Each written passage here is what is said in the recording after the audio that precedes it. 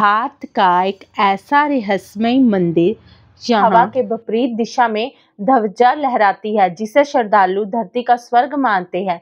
जी हाँ दोस्तों, जगन्नाथ मंदिर 4 धामों में से सबसे प्रसिद्ध धाम, जो उड़ीसा राज्य के पुरी शहर में समुद्र तट पर स्थित है। इस क्षेत्र को पुरुषोत्तम क्षेत्र कहा जाता है, जहाँ भगवान जगन्नाथ जी भाई बलभद्र और बहन सुभद्रा के साथ विराजमान हैं। पुराणों में इस क्षेत्र को धरती का वैकुंठ माना गया है, क्योंकि यहाँ भगवान विष्णु अपने 8वें अवतार श्री कृष्ण के रूप में जीवित रूप में विराजमान हैं, जिनके दर्शन मात्र से ही भक्तों के सारे पाप और कष्ट मिट जाते हैं। पुरी का जगन्नाथ मंदिर काफी रहस्यों से भरा है। आपको जानकर बहुत ही हैरानी होगी कि इनको आज तक वैज्ञानिक भी समझ नहीं पाए।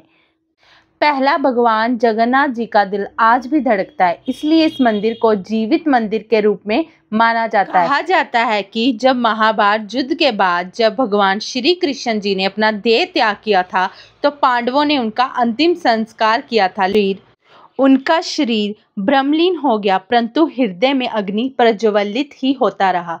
तब पांडवों ने जलते हृदय को द्वारिका के समुद्र में प्रवाहित कर दिया। जलता हुआ हृदय का टुकड़ा कालांतर में लकड़ी के गड्ढे के रूप में परिवर्तित होकर बहते हुए पुरी के समुद्र तट पर आ गया। तब भगवान विष्णु ने पुरी के राजा इंद्रदुमन को स्वप्न में आकर कहा कि पुरी के निकट एक लकड़ी का टुकड़ा समुद्र में तैर रहा है, उसे उठाकर लाओ और लकड़ी के टुकड़े की मूर्ति बनाकर भगवान श्री कृष्ण के रूप में स्थापित करो। राजा ने सुबह उठते ही सिपाहियों को लकड़ी का टुकड़ा समुद्र से ढूंढने का आदेश दिया। काफी प्रयास करने के बाद वह लकड़ी का टुकड़ा मिल गया। उसे समुद्र तट से उठाकर लाया गया, लेकिन उस लकड़ी के टुकड़े को कोई भी कारीगर मूर्ति का रूप देने के लिए तैयार नहीं था।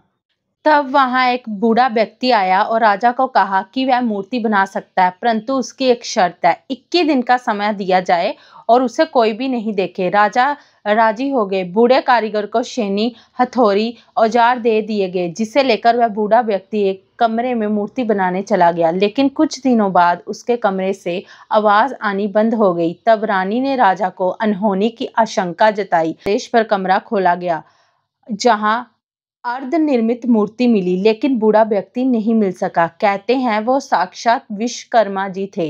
राजा ने स्वर्ग इच्छा मानकर इसी अर्ध मूर्ति को पुरी में स्थापित कर दिया। दूसरा, प्रत्येक 12 वर्ष में बदला जाता है भगवान जगन्नाथ जी का आवरण। प्रत्येक 12 वर्ष में बदला जाता है भगवान जगन्नाथ जी का आवरण। मान्यता है कि प्रत्येक 12 वर्ष पर भगवान जगन्नाथ जी का आवरण बदल दिया जाता है। इस दिन मंदिर व शहर की सभी लाइटें बंद कर दी जाती है। कड़ी सुरक्षा के बीच ये किया जाता है। पुजारी अपनी आंखों में पट्टी बांधकर भगवान का आवरण बदलता है। मान्यता है कि यदि कोई भी भगवान जगन्नाथ जी का संपूर्ण शरीर देख ले तो उसकी मृत्यु हो जाती है।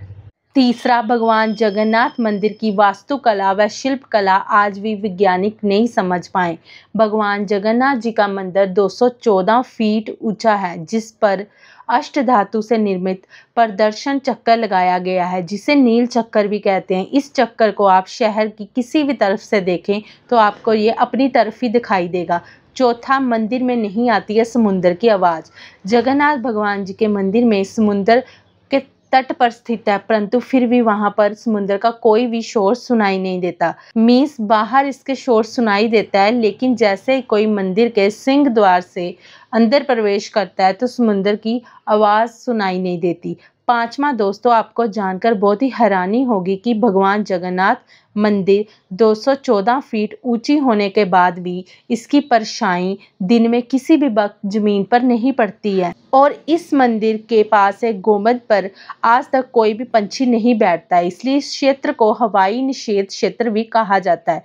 छठा दोस्तों, कोई भी ध्वज सामान्य हवा की दिशा में ही लहराता है, लेकिन आश्चर्य की बात है कि सुदर्शन चक्र के ऊपर लगा हुआ ध्वज हमेशा हवा की विपरीत दिशा में ही लहराता है, और ये आज तक एक रहस्य बना हुआ है।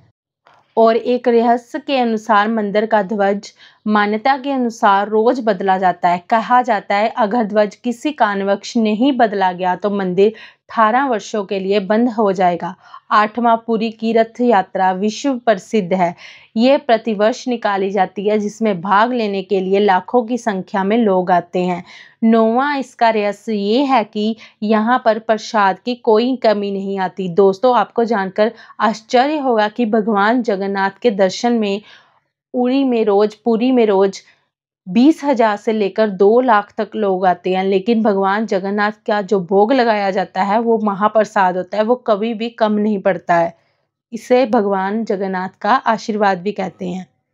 और इसका एक रहस्य है मंदिर में स्थित रसोई घर। दोस्तों, आपको ये जानकर बहुत ही हैरानी होगी कि रोज जहाँ पर बहुत ही ज़्यादा मात्रा में श्रद्धालु आते हैं और बहुत ज़्यादा खाना पकता है।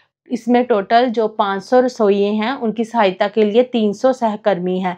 रोज जो भोजन है वो लकड़ी से ही बनाया जाता है और जो भोजन है वो मिट्टी के पात्रों में ही पकाया जाता है।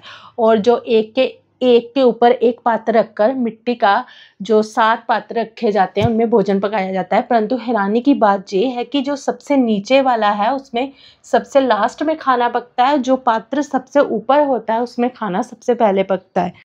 जब 2011 में सुप्रीम कोर्ट के आदेश पर जहां का सोने चांदी का भंडार खोला गया था, तो यहां हजारों करोड़ों के खजाने का पता चला था। तो बाद में इस भंडार को, सोने चांदी के भंडार को बंद कर दिया गया था। यहाँ पर बहुत सारा सोना चांदी सुरक्षित पड़ा हुआ है। 7वीं सदी में इस मंदिर का निर्माण हुआ था और इसका पुनर्निर्माण कलिंग के राजा अंगदेव बर्मन ने कराया था। 15वीं सदी में जब अफगान शासकों ने यहाँ पर कब्जा कर लिया था, तो 140 साल इस मंदिर में पूजा पाठ नहीं हुआ था। उसके बाद जो राजा थे रामचंद्र बर्मन, उन्होंने इसका पुनर्निर्माण करवाया और इसमें पूजा पाठ का काम शुरू करवाया। तो आपको जानकारी कैसी लगी? अगर अच्छी लगी तो मेरे चैनल को ज़रूर सब्सक्राइब कीजिए और वीडियो को ज़्यादा से ज़्यादा शेयर कीजिएगा। Thanks for watching.